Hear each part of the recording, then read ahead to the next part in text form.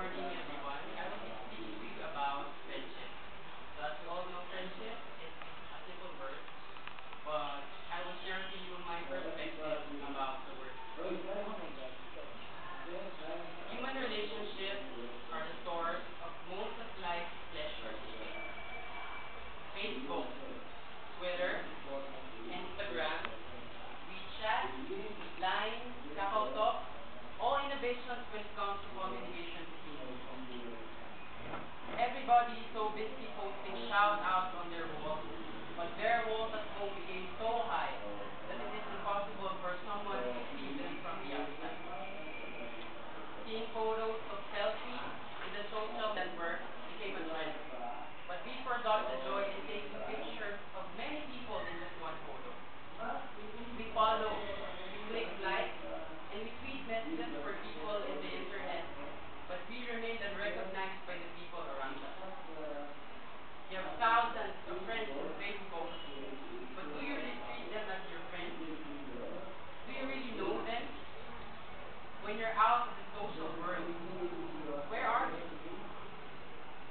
When we are young, we always look forward for weekends because it is our time to meet our friends, to share our secrets with them, to laugh out loud that there's no tomorrow, to play with them until the sun sets, and even to cry with them when we are lonely.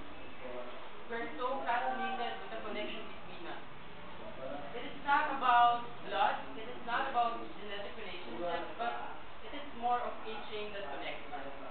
A chain intertwined that even the shouts of our parents telling us to go home would not separate us from our friends. I could just imagine how beautiful those times we share with our playmates. Those times of playing hide and seek and putting out our tongue and arms outstretched in the rain. Now, are we really making things easier or are we just making relationships harder? I'm not saying that these innovations, these social networking sites are bad. It has made our lives easier and convenient, but it has also built walls between our relationships with people. If you hurt the feelings of others, why let the whole world know if you can have a talk with that person? If you want to have many friends, why add and accept if you can speak and smile to anyone that passes by? If connections are stronger at home, when was the last time that you have had a quality time with your parents and siblings?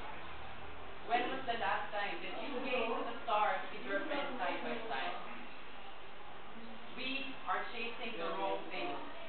We value cellular phones, computers, cars, shoes, and bags more instead of relationships. According to Andrew Matthews, the joyous life is one filled with friendship. Imagine losing your money or your fancy car. No doubt you'd survive, but losing your closest friends is really a different matter. Do not value the things